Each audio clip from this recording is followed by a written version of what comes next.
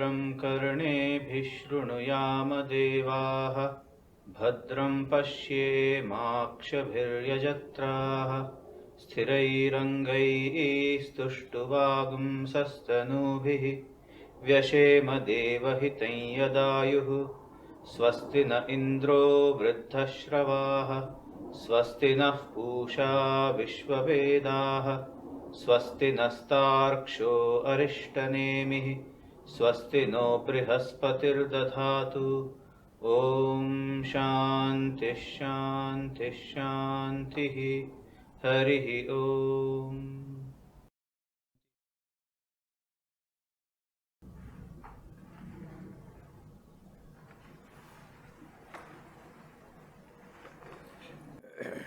Dear friends, welcome back to the study of the Mundaka Upanishad, and during our last discourse we had completed the study of the second Mundaka, inclusive of the second chapter of the second Mundaka. Sequentially, we have covered 44 shlokas from the shloka 1 to this one. Now it starts with this question: is there anything, O dear Lord, my Guru, Maharishi Angirasha, is there anything in this world, if I happen to experience which, nothing remains unknown to me? I know the whole world in its total detail and in general. Is there anything? How did that question arise? The question arises from human experience. What is that human experience? In those days, we are talking about the days of the civilization in the forests and etc. Human requirement was very, very little and small. A few earthen pots were enough for them. Few things are enough for them. They knew that clay is the basic material from which various different things are produced from clay. It is a plate, small plate, medium size, bigger than plates, small cups, medium cups, huge jars and containers, glasses, kettles. All these varieties of things are made out of clay. That is common sense of worldly wisdom. Similarly, thousands and different sizes and shapes and designs of gold used to make golden ornaments. But I know they are in reality gold. The earthenwares are in reality clay. So I, in this world, do have an understanding that one particular thing may remain hidden, and the name and the form and the qualities and the utilitarian value of the products cover up the reality of the original thing. We forget it is made of clay. We only remember when it falls from my hand and breaks into pieces. Oh my, I shouldn't have done it. It is clay, breakable. Prior to that, it's my cup. The concept of a cup or a glass or a plate is so paramount that the concept of the clay remains hidden. Similarly, gold ornaments, utensils made of clay, toy and mattresses made of grass, those were commonplace things in the world. Based on that common sense, Shaunaka, he has been qualified by the word in the Upanishad as Mahashala. That means a man of great achievement, a man of success, an enlightened person who has achieved all that the world can promise to him. He has achieved that. Even then he finds desire and hunger to know remains unbridled. It keeps on. I like to know this, I like to know this. So he goes to Maharishi Angirasha and he asks, based on that previous worldly wisdom, dear Lord, dear Sir, is there anything in this world knowing which everything becomes known to me? Kasminnu bhagavo vigyate sarvamidam vigyatam bhavati iti. Is there anything in this world, dear Lord, having experienced which, prior to experiencing, rationally knowing which, I experience it later on, and with that experience, I have no thirst of any knowledge anymore. I am satiated. I know all and everything. Is there anything? This is how the Upanishad starts. And we ended on the 44th shloka when we hear the conclusion. What is the conclusion? That Maharishi Angirasha, his guru, tells him, Brahma eva idam amritam. Brahman, Brihat, endless, expansive, beyond the concept of time and concept of space. It is immortal, it is ever existing, it is ever present. That is, it has saturated the concept of time, it has saturated the concept of space, and it is eternal. Idam Brahma Amritam. It is immortal. One aspect of experiencing Brahman, knowing which, experiencing which, this mortal human being identifies himself with his immortal nature, the absolute reality known as Atman, when we look subjectively, known as Brahman, when we look objectively. Brahma eva idam amritam. Purastat Brahma. Now he's saying beyond time, beyond space, beyond measure. You look towards your front. Go to infinite extent. It is always there. Awareness of existence, awareness of isness is there. Paschat Brahma, Dakshinataha, Uttarataha, Adhasya, below Urdhavsya.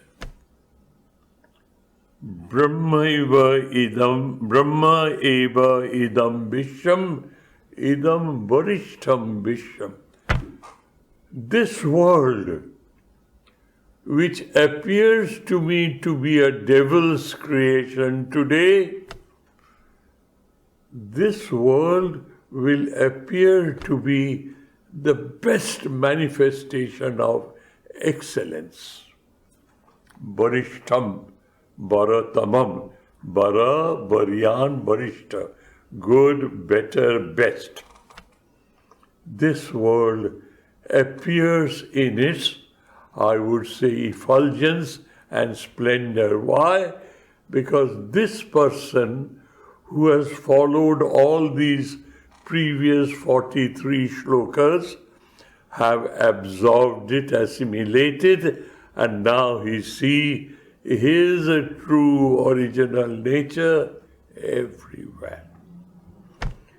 So the question in the starting point is now being answered here in the 44th shloka.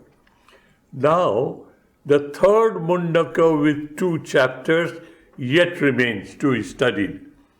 But to be very, very honest and correct, the theoretical, logical, fundamental establishment of the concept of oneness of the universe has been established by now. The third chapter tells you how many ways and avenues you can approach this goal. And while walking this walk, what are the experiences that will happen to you, which is a measure stick, a yardstick by means of which you measure your own progress? Don't be a victim of hallucination or self-deception. This will be the subject matter of the third Mundaka, first chapter and second chapter. Now, I promised you last time, dears, as because we have covered 44 shlokas, let me have your indulgence to quickly revise all that we have studied. Because this subject is so uncommon. It is not a commonplace topic. Not only it's not a commonplace topic, hardly a handful of people have a little nodding acquaintance with this subject, what to speak of in-depth study. It is not a selling proposition in this today's world. Therefore, these ideas remain very novel, very unattractive, very difficult to understand because we have lost the culture of it. Therefore, genuine, serious students of the Upanishad must expose themselves to these ideas as frequently as possible so that they develop that culture within himself. A culture means unforgettable remembrance of these ideas. So let us start, dears, this being the introduction. How does it start? It starts with something very, very, to our thinking, is funny. But it is not funny. It has been explained in a metaphorical manner, explained in a sort of a storytelling, incidental manner. The first question is, I am a modern man with various questions in my mind about these ancient scriptures. Are they, these scriptures known as Upanishads, are they creation of a human being?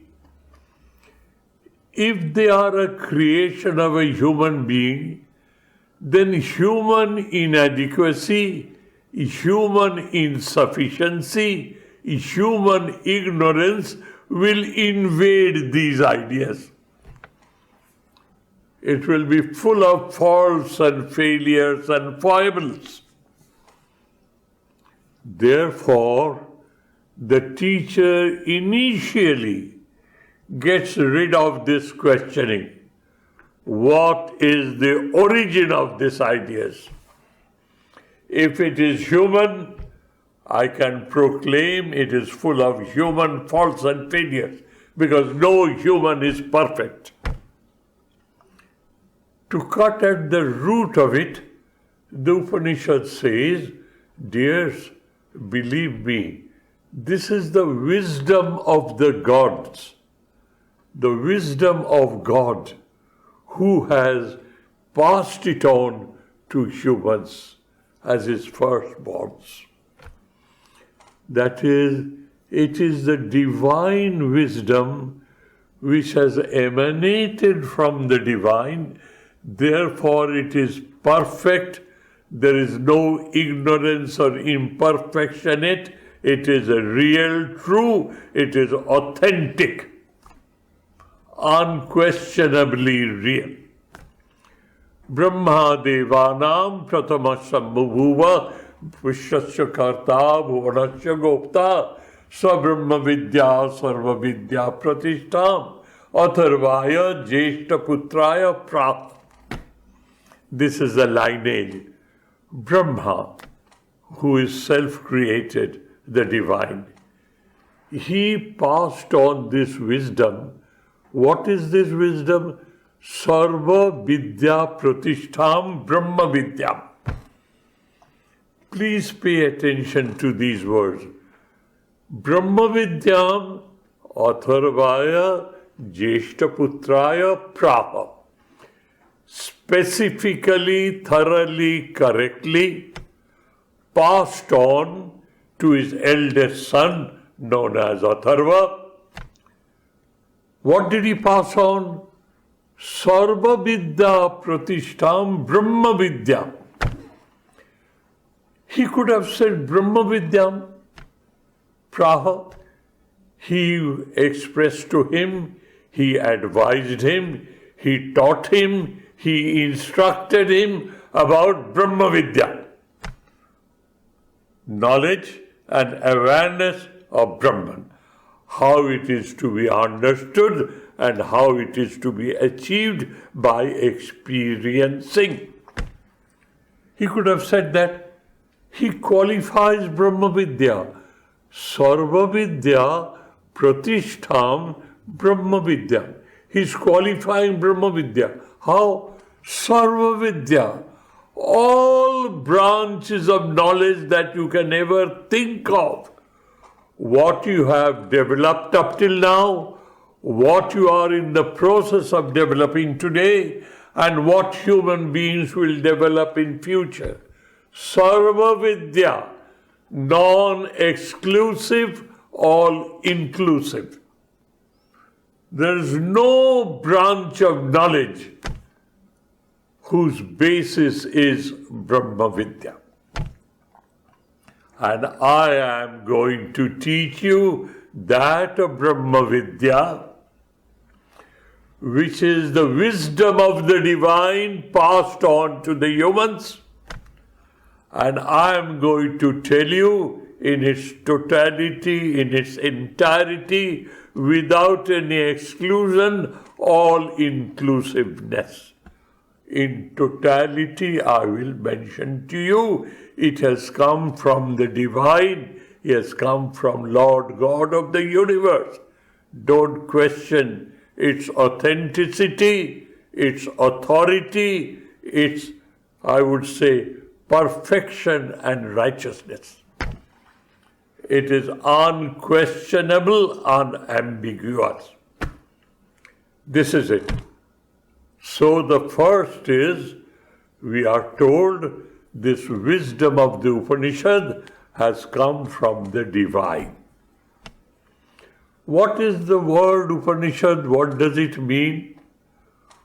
Upa, Ni are the two prefixes on the third word Sat. It is not Sat of Satta, it is Shat. Murdhanya Shat. What does it mean? Upa means Samipya in Sanskrit. What is Samipya? Closeness. Proximity. Proximity is physical. Proximity is emotional. Proximity is rational.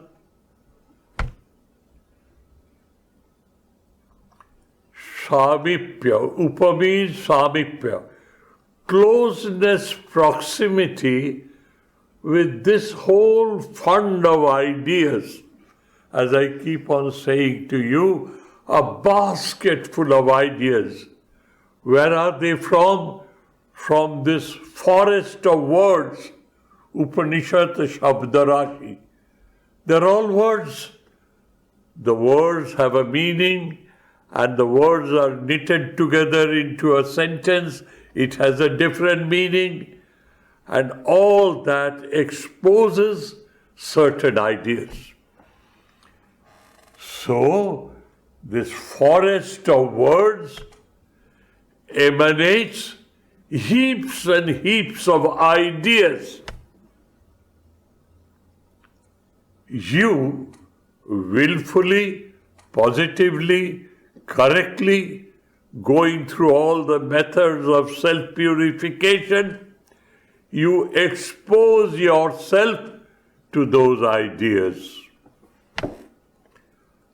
You go close to it so that the heat of the fire is perceptible by you.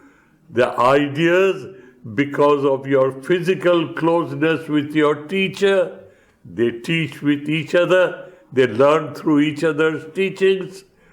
That is physical proximity. Emotional proximity, you'd like to learn. And rational proximity, you are alert that your rationality, your intellect is satisfied. You come close to it. When you come close to these ideas emanating from the whole world of words, known as Upanishad Shabdarashi, what happens to you? Ni is a second prefix. Ni means in totality. When you come close to these ideas, in totality, Shat is destroyed. What is destroyed? What is annihilated? Which does not come back to you again? Total destruction. Ni is total. Nisheshena, without any residue left behind. Nisheshena means without any residue left behind. It is totally destroyed. It is totally annihilated. What? Ignorance about your true original nature. This is the meaning of the word Upanishad. And what is that? A basket full of ideas. Where have they emanated from? From the Lord God of the universe, the divine. So you cannot, you should not, you must not question the authenticity of the teachings of the Upanishad. That's the end of it. And he says, that is how you start. And you reinforce it. You become doubly assured when you achieve that goal. Ayam Atma Brahma, Aham Brahmasmi. The study of the Upanishad is totally fulfilled. So, you physically expose yourself to the physical teaching of your Guru, who has inherited this divine wisdom right from the divine through generation after generation after generation. Today, as of now, thousands of years have gone between the origin and today. And it has come through a human to another human. This human was a student, he became a teacher, He passed on his wisdom to another student. That student becomes a teacher. He passes on to his student. This lineage of teacher and pupil, Guru Shishya Parampara, is established. And sitting here today in one corner of the world, we thousands of years later, we have inherited this divine wisdom. Why? To come close to it. Upa. Coming close to it in totality without any residue left. Ignorance of your own true origin and nature, of which you are a victim today. You do not know who you are in reality. I do not know who am I in reality. I know my name, my form, my qualities, and my utilitarian value in the society. But I keep on bragging, keep on telling, I am, without ever thinking that I should know who am I. The extent of ignorance has gone to such an extent, the desire to know who am I does not exist. I am satisfied with knowing myself as what I am in reality not. This is how the Mundaka Upanishad starts. So Shaunaka, one of the enlightened, successful, very well accepted in the society, respected in the society, is a successful man. In him, after enjoying the vagaries of this world, or experiencing the vagaries of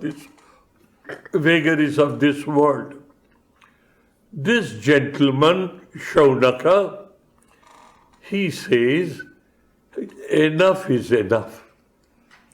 This ever running, never reaching. I am chasing after things of this world, and there is no end to it. I am tired. That is the first step. I am tired, as Swamiji says, Vivekananda ji says, I am tired of this unending farce. This dream does please no more. What is the dream? Ever running, never reaching, nor even a distant glimpse of shore. Shaunaka had developed this idea in him. So he finds out and says, there's a rishi, Angirasha, lives a little far away from this habitation in the forest, in his own hut, mud hut or a grass hut. He goes to him. And he goes to him how? Hi, Swami, could you tell me what Atman is? That's what the way we talk these days. Nothing doing. You must be humble, you must be modest, because humility and modesty makes you receptive, assimilative, absorbent. So, vidhivat angirasham upasannam prapacha. These are the words of the Upanishad. Vidhivat, there is a decorum you have to follow.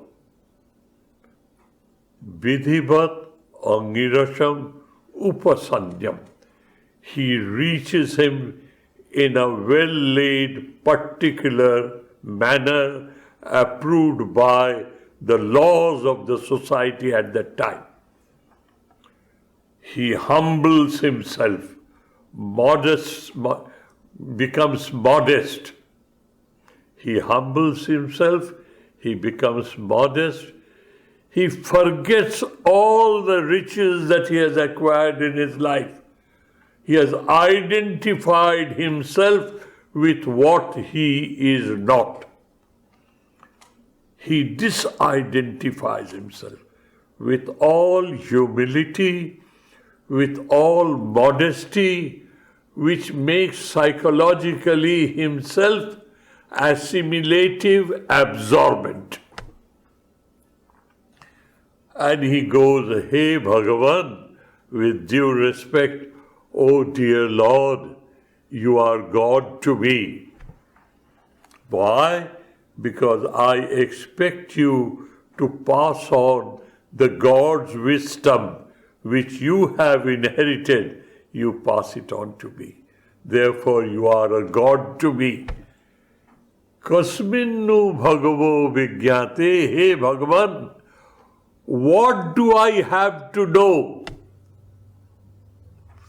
Knowing which, experiencing which, nothing else remains to be known.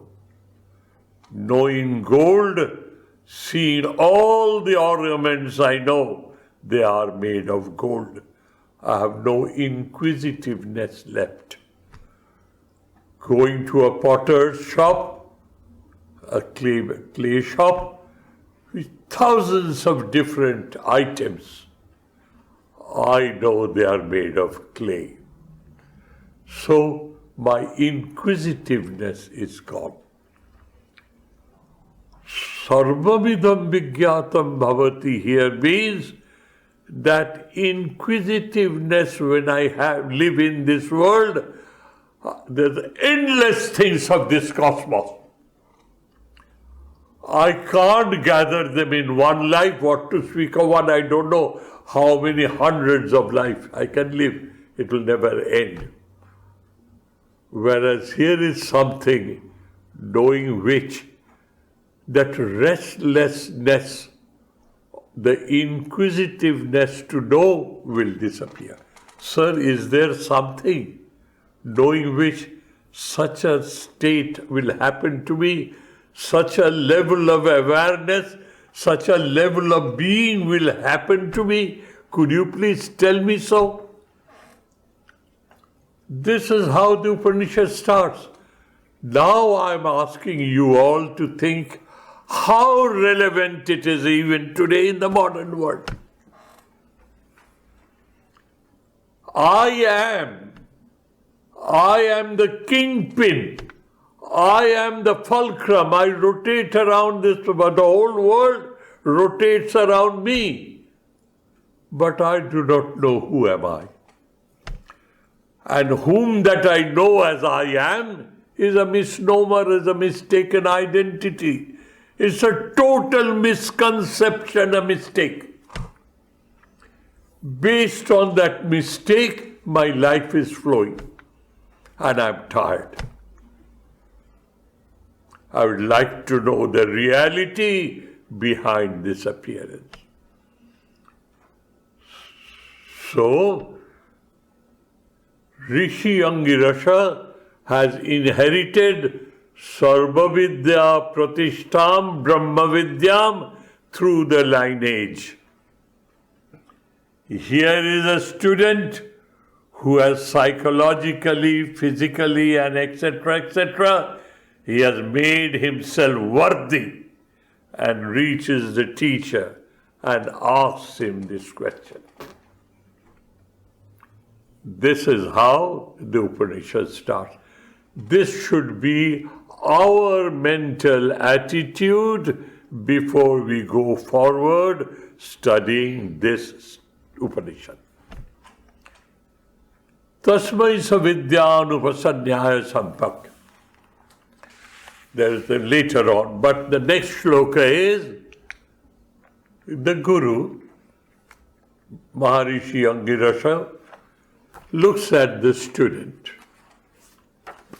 assesses him, evaluates him because of his being a realized soul. He could see the student through and through.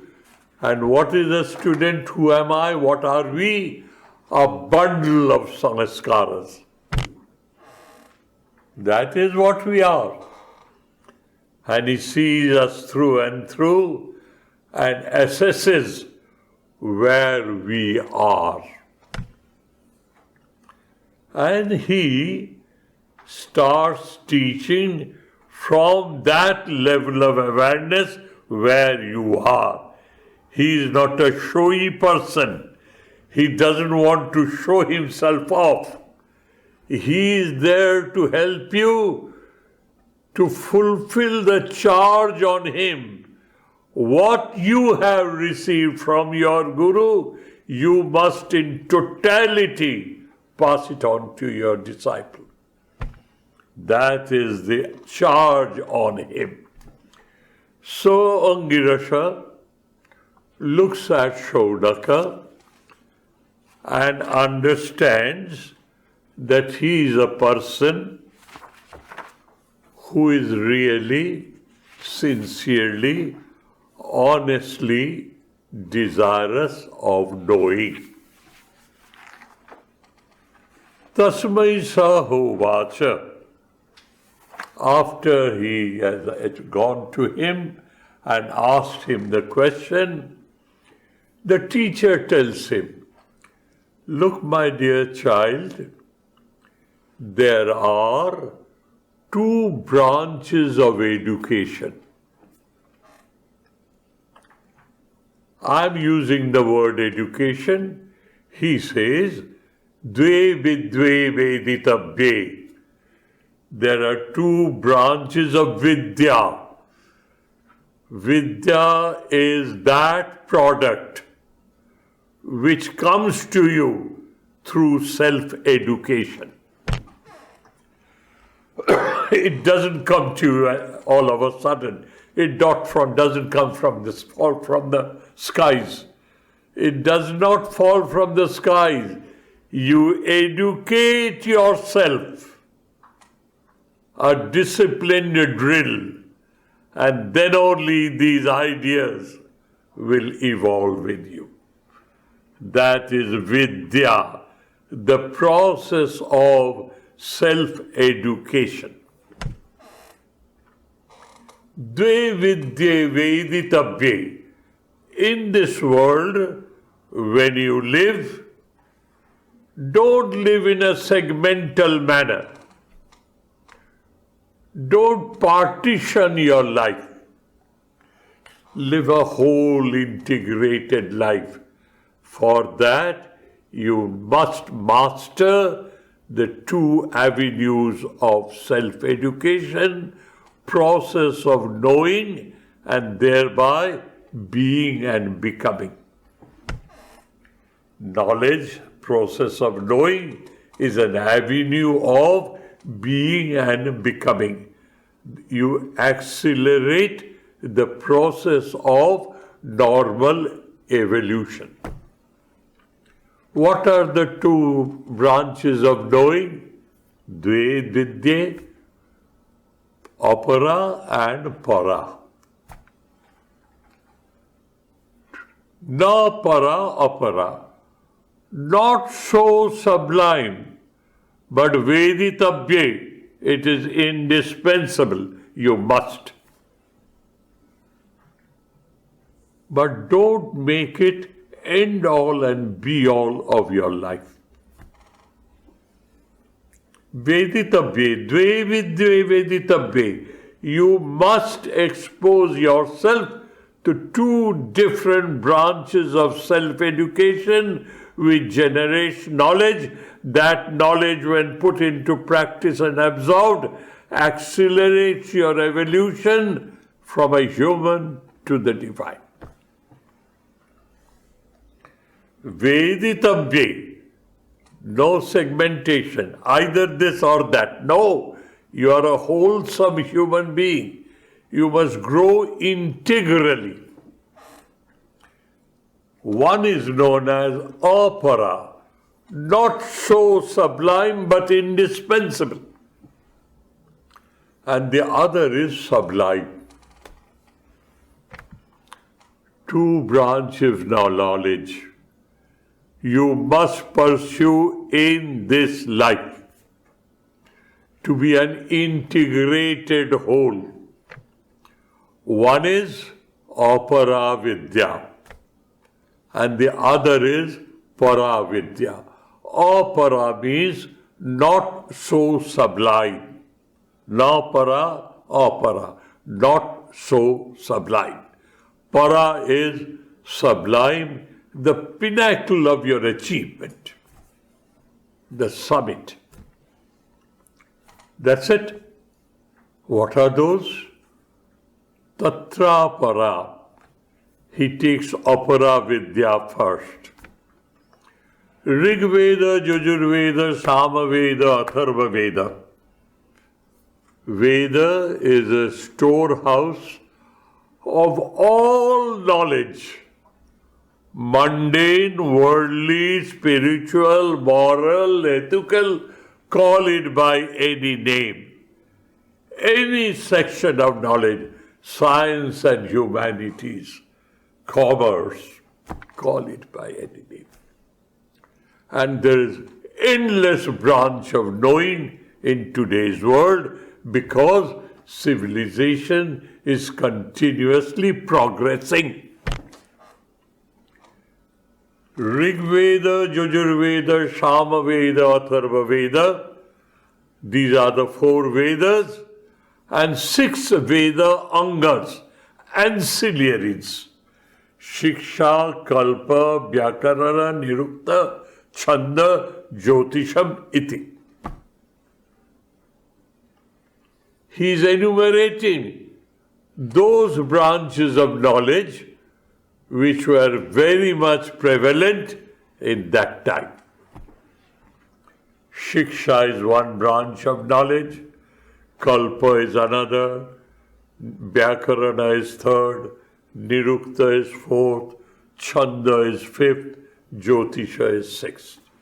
Astronomy, astrology, rhythm and poem and rhymes, the meaning of the words, what word should be used when you are performing yaga and yajna, all these things. Shiksha is education. All that gamut is under the heading of Apara Vidya. From the modern point of view, any branch of knowledge that human society has produced since the dawn of civilization up to date, in the process of developing as of now, will develop tomorrow, all inclusive, is Apara Vidya, pertinent to this cosmos. And what is para? The sublime, the subject matter of this study, yaya, by means of which, tat, that, aksharam, the immutable, the absolute, adhigamyate, adhipurvak gamadhatu. Excuse my Sanskrit grammar and etc. here, but it is so precise. Adhigamyate, adhipurvak, adhi is a prefix.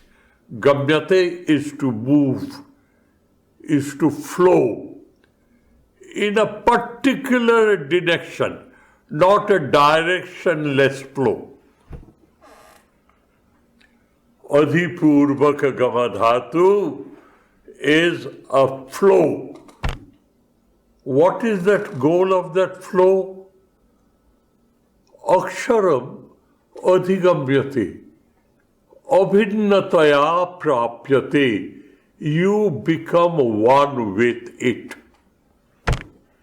Jaya, it's a process of vidya, a process of knowing, by means of which,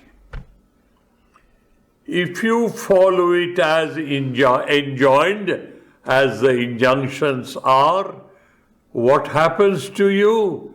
You slowly and slowly evolve, and you are on your onward journey, and ultimately you be and become one with that immutable absolute, the Brahman. You become that. That is the para vidya vishaya, the goal. What is it?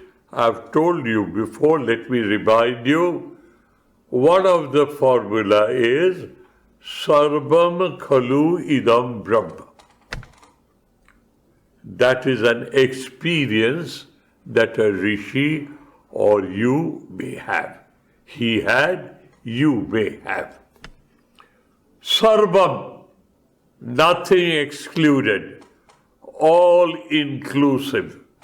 There's not an iota of space or a dot of time which is outside it, all inclusive. Sarvam, Khalu, verily, he promises you.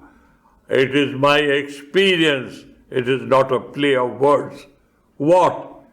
Idam Brahma.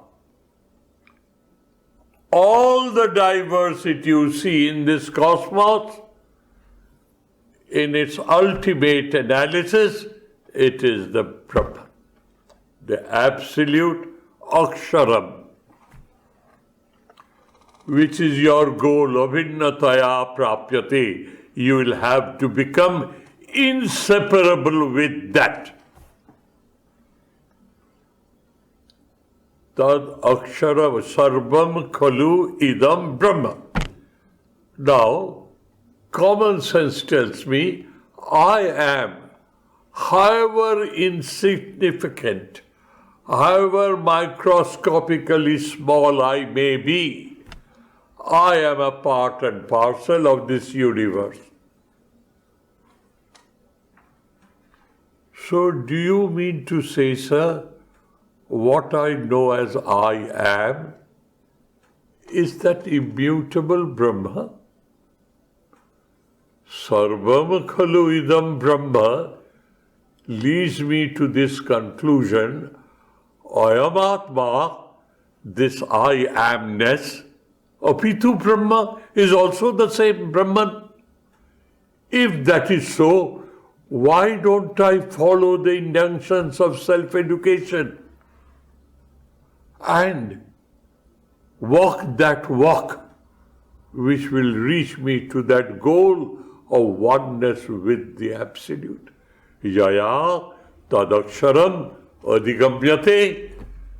That code of learning, that method of learning and self-education will help me to reach that goal. Aham Brahma Asmi. I am that. So the Guru starts teaching. Maharishi Angirasha starts teaching. No, my dear child, your life has to be an integrated whole. Start with this world as a separate entity, a world of diversity, and you are a separate existence from all else. Ahamasmi, ahamasmi, ahamasmi. I am, I am, I am. This egocentric awareness based on the concept of separateness. I am separated from you. Why? Because my body is separate from yours. My life, my mind, my wisdom, my intellect, my ego, all separated. So, infinite separateness in this world. That separateness will be totally uprooted and thrown away in totality, never to return. That is what the Upanishad says, I will teach you. And the author, the Maharishi Angirasha, starts teaching. Yaya tadaksharam adhigamyate. Abhinnataya prapyate. Always remember, abhinnataya prapyate. Now, how does he explain to you as you are constituted today? How does he explain to you your true original nature? He has only words as his vehicle. Word, and the words emanate a meaning. With a play of words, he can give you, project to you, a vague concept of what is that immutable, eternal, infinite absolute. He is trying his best to play with his words. Yattat adresham, agrajam, agotram avarnam, achakshushrotram tadapani padam, nittam vibhum sarvagatam shushukshmam, yad bhuta yonim paripashyanti dhira. Dhira is plural. Dhira is singular. Who is a Dhira Purusha? A man whose all faculties, all avenues of dissipation of energy is totally under his control. A man who is known to be poised, serene, mature, full of equanimity, who has a total control on himself, whatever he knows as himself as of now. That person sees. It is said, you are that. Tattvam asi. Thou art that. Thou, you. I. Who am I? I am. I can't see myself. I don't hear myself. I don't smell myself. I don't touch myself, taste myself. But I am aware I am. My 5 organs are unable to objectify me as I objectify the chair, the carpet, the table, you sitting in front of me. I can say, I see you. I am, but I can't see myself, can't hear myself, can't touch myself, can't describe myself. I am. And Nityam, I am eternal. Jab se hosh sambhala, that's what we say in our Indian language. The day I was aware to say I am, from that day, when I am dying, I say I am going through a process known as dying. I am. I am aware of my amness. I am aware of my existence all through the period of my life. Even I say I am dying. That is a process being gone through, known as dying. I am. Nitya, Vibhu, Sarvagatam, Sushukshmam. And that is the cause of all this diversity. That is how a realized soul explains what is that entity known as Aksharam. Nityam Vibhum Sarvagatam Sushukshmam Jat Bhuta Jonim Paripashvanti Dhira. Bhuta Jonim. How is it? It's the cause of all that. I am, I exist, therefore I see, I hear, I smell, I taste, I touch, and the world exists for me. when all my sense organs goes into deep sleep, Puritat Nadyavachinna Chaitanya, the Vedanta Sara will teach you, your Chaitana goes into that Nadi and it is totally enveloped. The world does not exist. You are not aware you exist. You by comparison say, I slept well and I knew nothing. That's what you say. That is what your true original nature is. That is what the true original nature of this world is. He gives you an example. Examples are great teachers, you know. Jasmin arthe buddhi samyam sadrishtanta. Yatra lokika parikshakanam darshanam na vyahannate sadrishtanta.